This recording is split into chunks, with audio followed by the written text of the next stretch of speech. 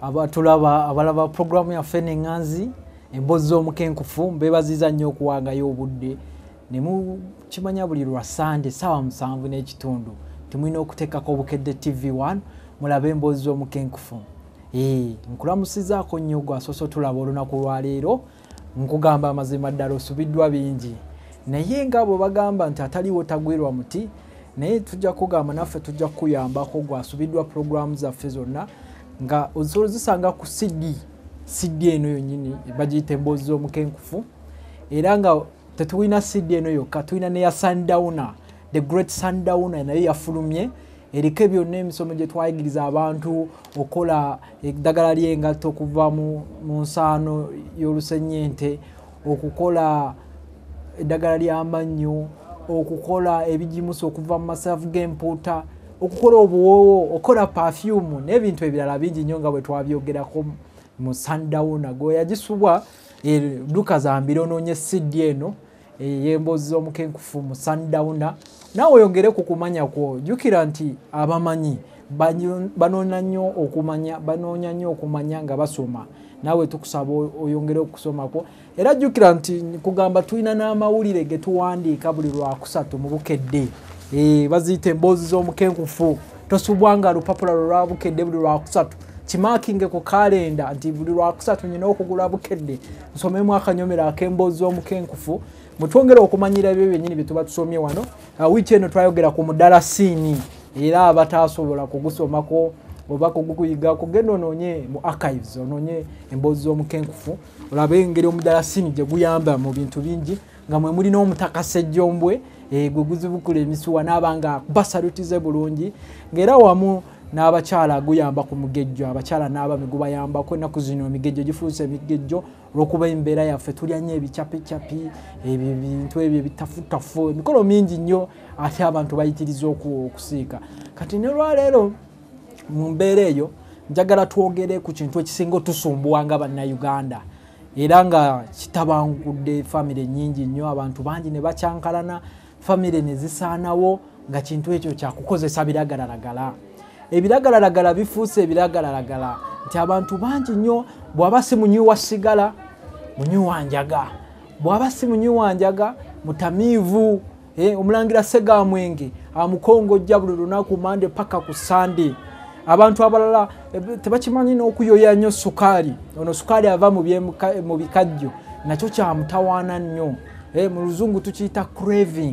craving for sugars ekintu ekyo nakyo kituleetedde obuzibu nti buli wo craving oba buli woyoye nnyo sukaali ogenda okukakana nga ofunye obulwadde bwa sukaali n'olwaleero njagala twogere ku kintu ekisumbuye nnyo famire nnyingi nnyo ng'ekintu ekyo ky'okukozesa ebiragalalagala abantu bangi balina buzibu bw'okukozesa ebiragalalagala oli bw'aba si mufuuyi wa sigala nga sigala teyamufuukira mmere aba mutamiivu bw'aba si mutamiivu aba ayoya nnyo sukaali ono w'ebikajjo kugamba sukaali w'ebikajjo si mubi naye okumuyoya buli kaseera abantu abamu bafuuse ne ku mbeera nga baddira sukaali ne bamulunga mu nva nga bw'aba enva bwazisiika bw'ati n'ateekamu omunnyo olumala n'ateekamu ne sukaali embeera eyo efuuse ya mutawaana nnyo ekyo bakiyita drug addiction okuyoyayoya ebintu ebyo ebitali bya butonde kati ebintu ebyo bitukosezza nnyo nti bituleetedde endwadde kubanga okuyoya sukaali kuleesa obulwadde bungi nnyo nga mwe muli diabetes mwe muli pressure ulcers kubanga akola acid mungi nnyo bw'otunuulira bino ebiragalalagala kati nga tugeze enjaga etabudde abantu emitwe ne gitabuka omwana muto nnyo naddala bano abaana oluusi be musindika ebweru okusoma simanyi kintu kye bafunira wabweru eyo sigambye bonna naye abasinga bwe batuuka eyo wabweru oba bakwatagana ne gurupu ogenda obalaba babandeetera ne bagamba omukenkufu tuyambe ku baana baffe omwana yali wano nga mugezi ne tumusindika e Bungereza ne tumusindika mu America ne tumusindika mu India naye kati omwana yenna bw'aba tanywedde ku njaga tabeerawo abazadde bangi abalina ebizibu ebyo ne wabaawo abasajja ng'omwenge gwabafuukira omwenge gwonoonye n'ekibumba kyonna kiggwawo bafunye ebirwadde nga liver cirrhosis ekibumba kyonna kizimbye kirwadde bafunye endwadde n'omutakase jjombo takyakuba saluti amaka gasaanyeewo omukazi abeera wakanga ayimba buyimbi gwe seganga onaaba otya gwe atakookolima naye omusajja n'akayimba takawulira mbeera yakozesa biragalalagala bireese obuzibu bungi nnyo abamu bibakazizza n'omubiri ne skin abaera ogenda okulaba bakozesa ebiragalalagala ng'emimwa gyonna gikala okugamba ne weewuunya n'okwewuunya naye embeera eyo obadde okimanyi osobola ogirwanako n'owona embeera eyo family neetereera n'owona domestic violence omusajja akubeerawo nga n'obuvunaanyizibwa bwe abusudde n'abalekerawo family olw'okuba nti ebiragalalagala omwenge gwamufuukira emmere kati mu mbeera eyo tuyina omuddo gwaffe ogwa stevia twagwogerako ne twogera ne ku nsaano evaamu omuddo ogwo tukubamu ensaano eyo tusobola ogiteeka ku kyayi netuyamba mu kuwoomereza ebyokulya naye obadde okimanyi nti stevia ekirungo ekyo ekirimu mu nsaano ate bw'oba omudisitirinze nga bwe nabalaga bwe tukola perfume n'okolamu stevia ono ow'amazzi alimu ekirungo eky'amaanyi kye bayita rebu A kyekiyita appetite ey'ebiragalalagala abantu bonna abalaba bakozesa ebiragalalagala kiva kuba mu mbeera nti olunaku olusooka aba tayagala na kunywa ku njaga oba kunywa ku sigala naye bw'ayongera mu maaso n'anywa ku sigala omunwe ogusooka gumusanyusa enkya n'anywayo ebiri oba biya n'anywayo ecupa emu mulundi ogusooka oluddako n'anywayo ecupa bbiri kati mu mbeera eyo omuze ne gugenda nga gukula kubanga obwongo bukola ekirungo kye bayita dopamine kyekireeta essanyu omuntu n'aba ng'alowooza bannaye nanywedde kakenge saawulidde bubi ogenda okukakkana ekirungo ekyo olunaku oluddako bw'anywa ecupa bbiri kiba tekimala ng'omubiri gumugamba nywa cupa 4 ng'agenda afuuka bw'atyo ng'okakkana ng'agendeddeyo oba enjaga bw'atyo ng'emututte kati ekirungo ekyo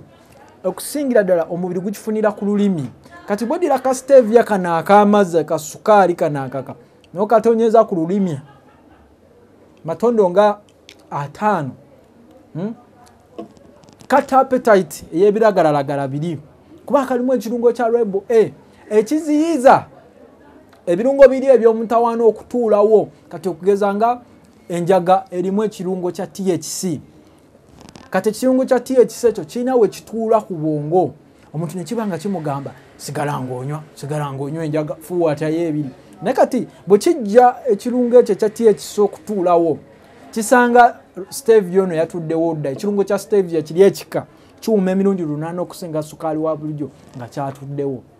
kati omuntu appetite ey'enjaga neefa era tekikoma bukomyawo era kikuyamba n'okusigala kubanga sigala alimu ekirungo kya nicotine oyo yagenda n'atuula naye ku bwongo n'aba nga obeera oyo sigala omulala nga kaseera osigala yafuuka mmere olabye abayimbi bangi ne talanta zaabwe zifudde olw'ebiragalalagala ebyo kati ono stevia abajja tuyamba ow'amazzi sigambye owa powder kubanga owa powder alimu ekirungo kya stevioside naye ono ow'amakoolera ono ow'amakoola yatuwono green naye ffe tulina engeri gye tufumba ebintu bino ebikoola ne bireeta stevia omukka ow'amazzi oba emmandule ogitonyeza butonyeza ku kamwa matondo nga 10 appetite yonna neefa kati nga tugeze sigala alimu nicotine appetite ya nicotine neefa sukaali bateekamu ekirungo kye oli ow'ebikajjo kye bayita bonica ekyo kitabula ekirungo ekyo buli kaseera n'oba nga omwana muto yebbirira n'omuntu omukulu okulaba nti abeera anuuna ku sukaali era aba restaurant abamu amagezi ge bakola bateekako sukaali nga bafumba omuntu ono aba asikirizibwa buli kaseera abe nga ajja okugula emmere naye okakkana naye ate nga sukaali amuviiramu ebintu bingi kyova olaba diabetes mungi kansa mungi ulcers nyingi ebirwadde ebitategeerekeka arthritis okulumwa amagumba ennyingo lwa mbeera byakukozesa biragalalagala bino ebikosa obutonde bwaffe ate nga naawe maama ewaka bambi oba omaze okuzaala oba ng'emyaka gigenderedde n'abakyala maso sepulingi zinafuwa ne zitaano oyiikayiika kati ono stevia naawe osobola omutonyezaayo eri mu n'abakyala n'ofunzafunzaako ku n'abakyala amaka ne ganyuma ne omugoba ebiragalalagala ewaka ate n'omukyala n'aba nga mufunda ne twebaza bwebaza Allah atonda ebintu eby'amaanyi nga stevia.